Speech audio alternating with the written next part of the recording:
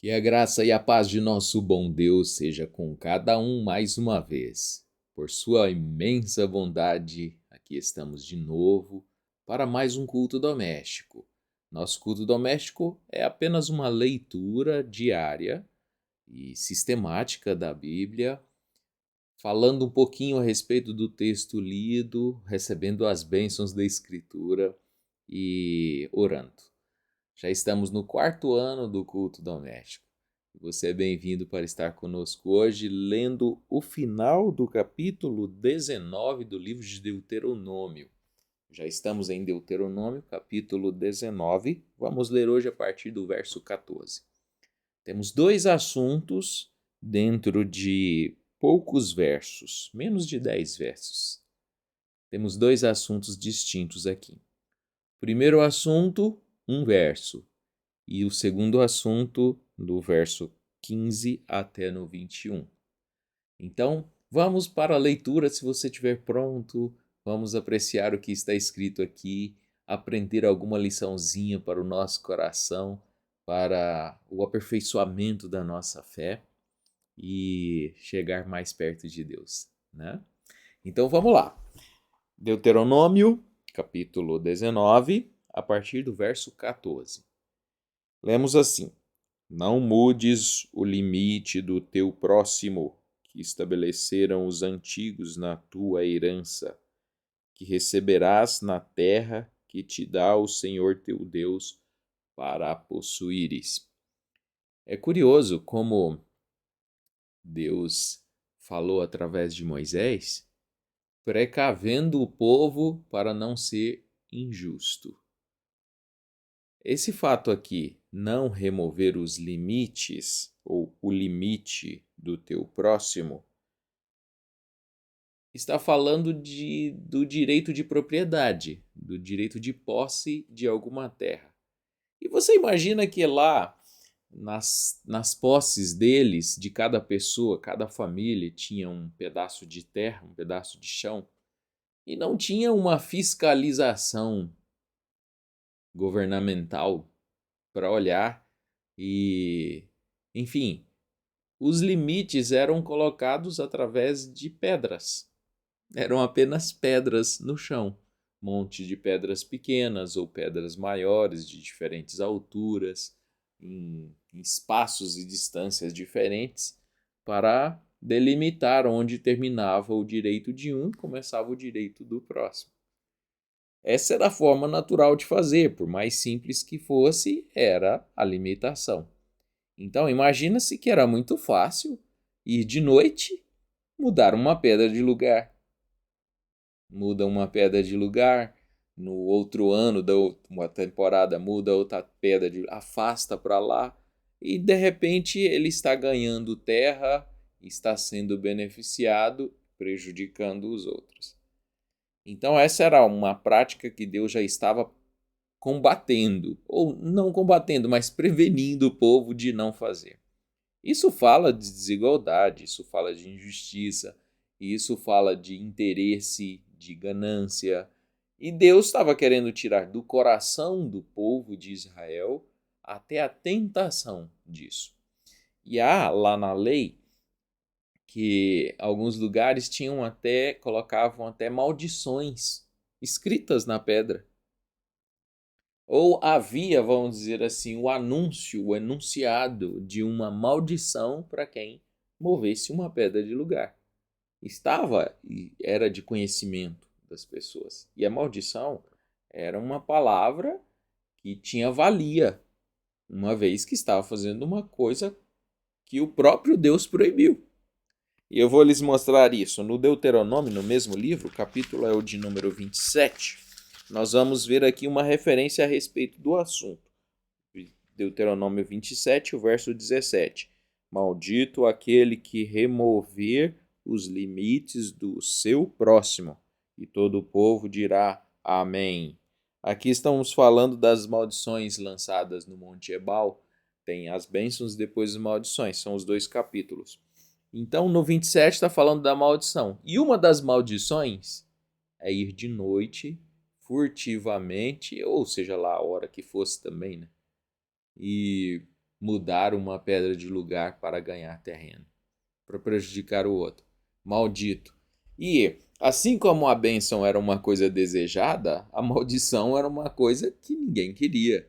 E Deus já tinha colocado aquilo lá.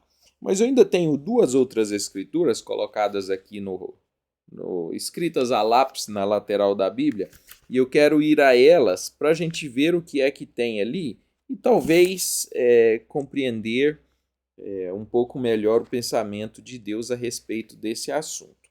Está no livro dos Provérbios, o capítulo é o de número 22, não deixei separado, mas já estou aqui achando.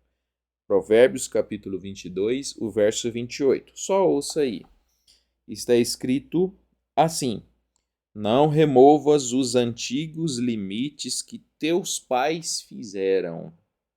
Está dentro da sabedoria de Salomão. Não remova. Isso é um senso de justiça que estava dando ao homem, né?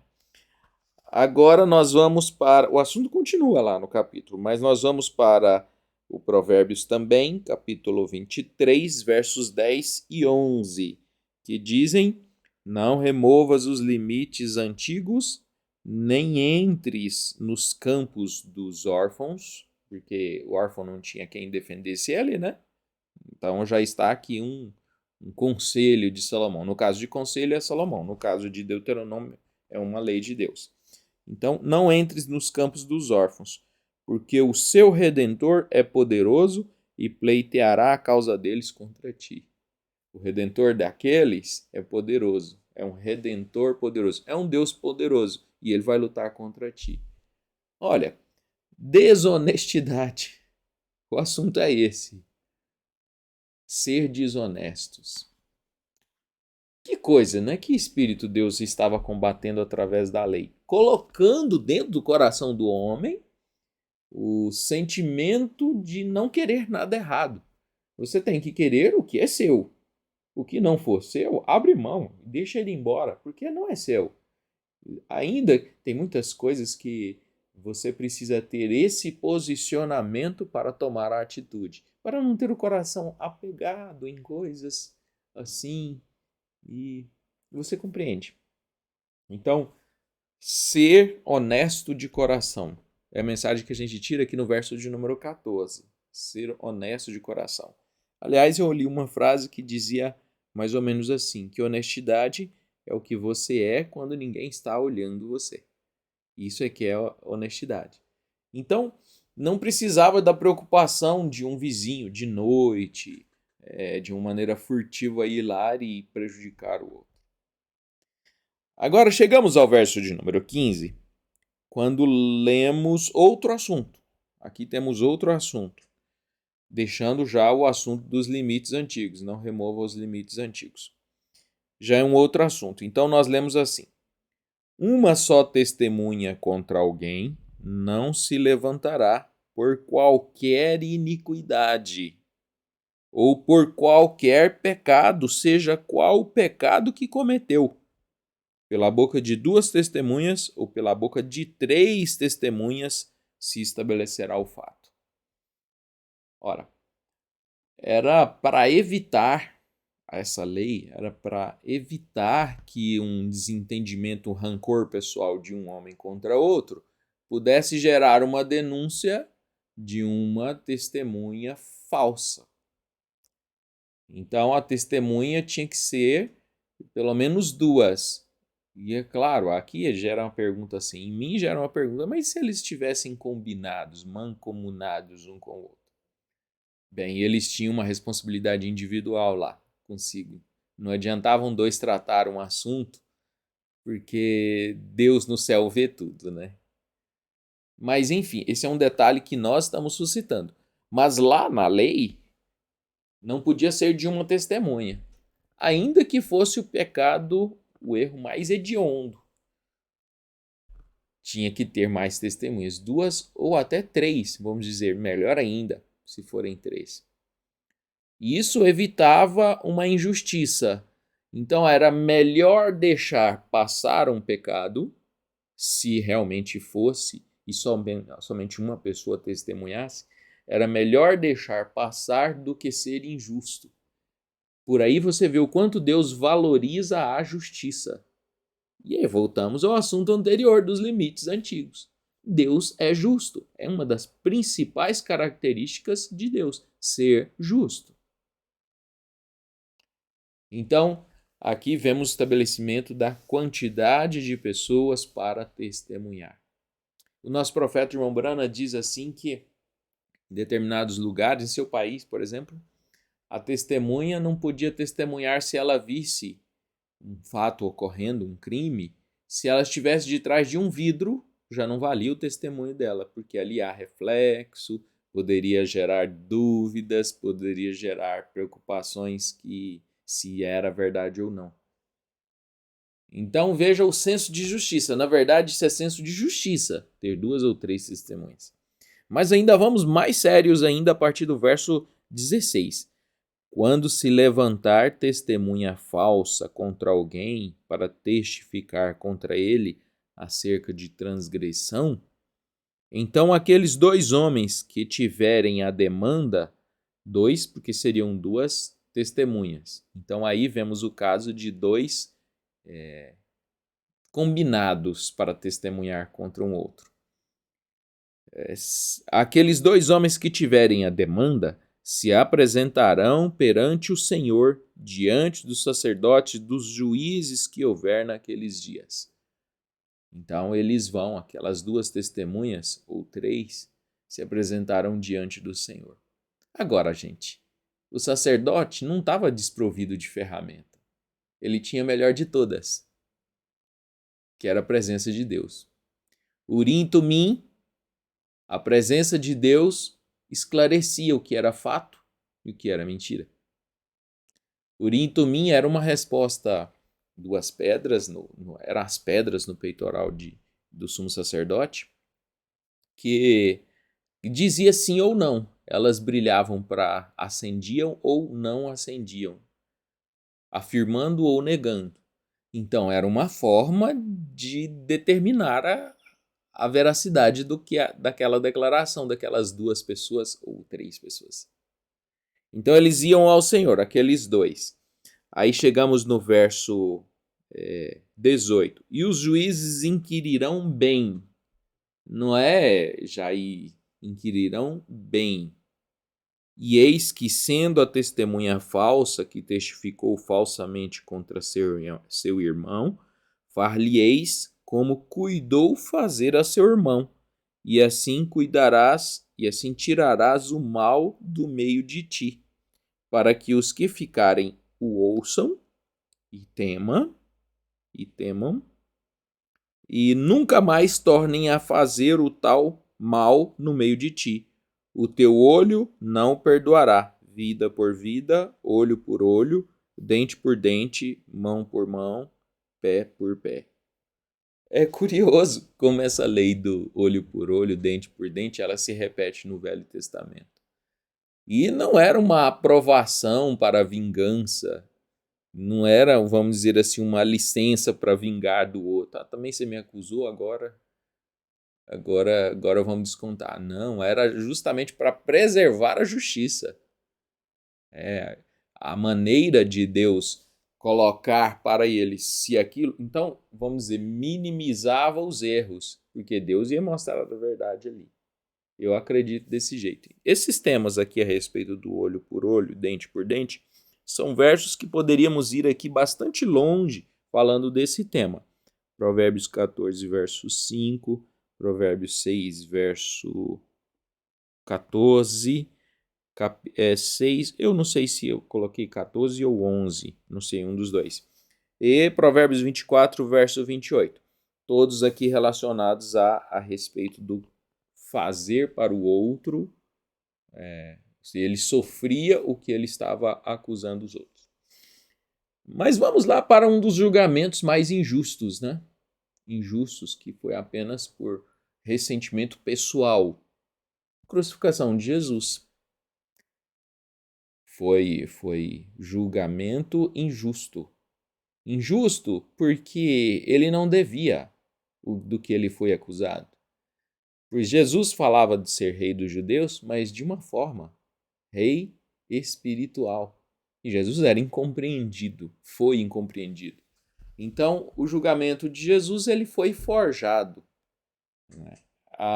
Aí gera, vamos dizer, o ódio religioso o levou à crucificação, pois isso, de alguma forma, veio de novo sobre os judeus. Eles próprios disseram, caia o sangue dele sobre nós, a culpa da morte dele venha sobre nós, venha sobre os nossos filhos. Ah, meus irmãos, aquela culpa que eles clamaram, aquele sangue que eles clamaram contra eles, sobre eles mesmos, aconteceu. Veio, mas veio mesmo. Eles eram dominados por Roma, militarmente dominados por Roma, e eles entraram em rebelião e Roma mandou soldados, generais e muitos soldados para reprimir a rebelião, e nessa repressão Jerusalém foi dizimada, Israel pagou um preço muito alto e a salvação saiu dos judeus para ir aos gentios, quando Jesus foi rejeitado. Então vemos aqui a respeito da acusação sem ser verdade. Estava na lei de Moisés. Todas estas coisas aqui, eu fico a pensar assim, poderia tirar uma mensagem desse final de capítulo aqui para nós. A mensagem da honestidade, a mensagem da justiça, a palavra do ser correto. Sim, sei que temos muitas coisas contra nós mesmos quando nós somos falhos por não dar conta de fazer. Mas no sentido da injustiça, Deus abomina. Deus não quer assim. Deus é justo e espera que a gente haja com justiça. Nós temos aqui essas referências que foram citadas, mostrando para nós o pensamento, a natureza de Deus, como Ele é, como Ele gosta das coisas. E a gente vai lendo e vai aprendendo como Deus gosta das coisas. Se você não estiver sendo vigiado, se você não estiver sendo olhado, seja no trabalho, na profissão, no estudo, olha, tem um Deus ainda no céu que é testemunha e vê.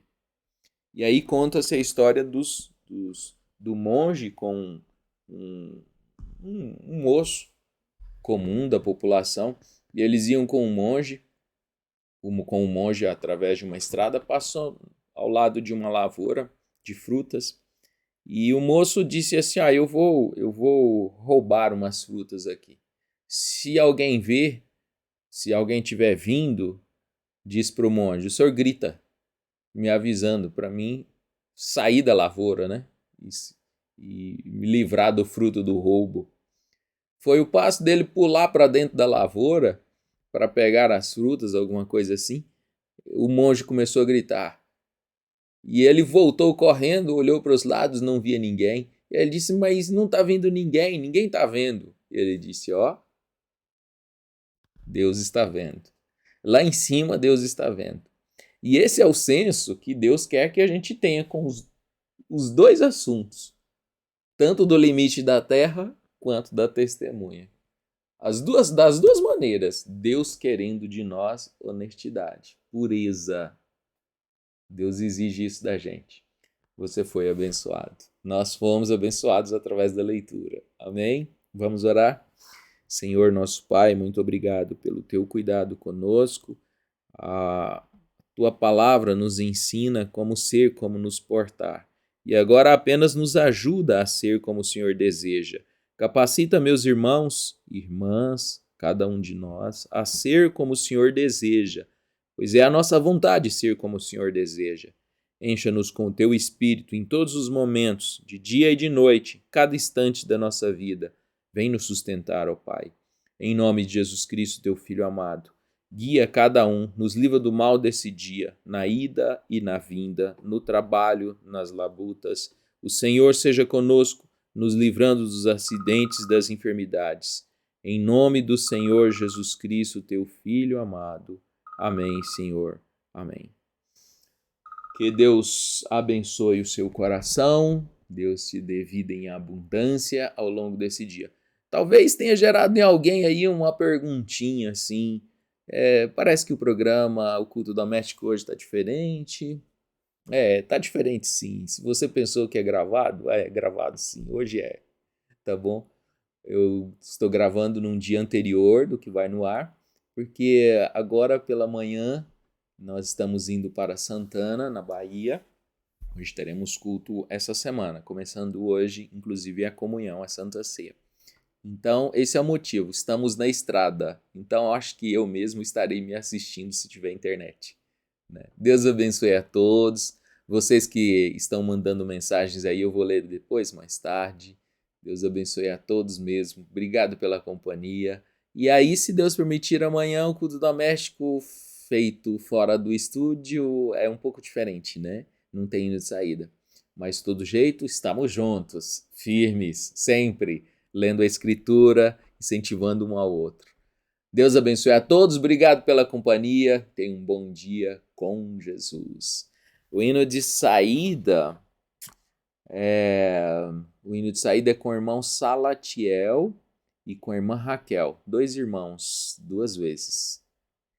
Tenham todos um bom dia e até amanhã, se o Senhor nos permitir.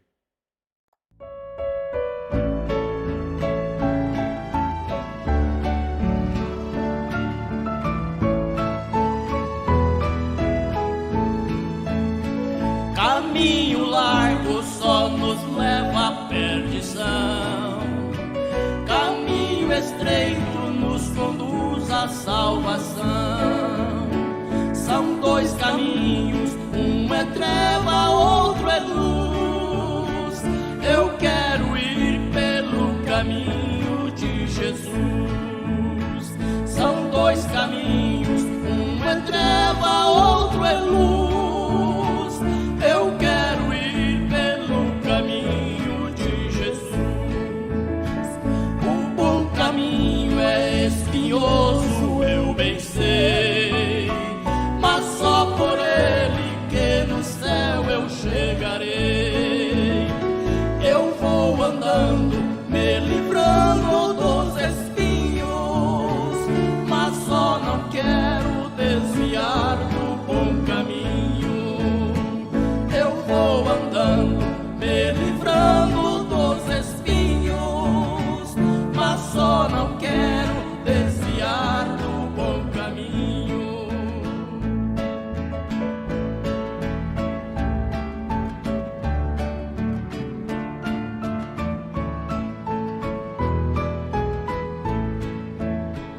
O tempo passa, eu prossigo caminhando. Evangelho de Jesus eu vou pregando, anunciando para todo pecador que Jesus Cristo é o eterno Salvador. Anunciando para todo pecador que Jesus Cristo é o eterno Salvador. Chegar no final desta jornada,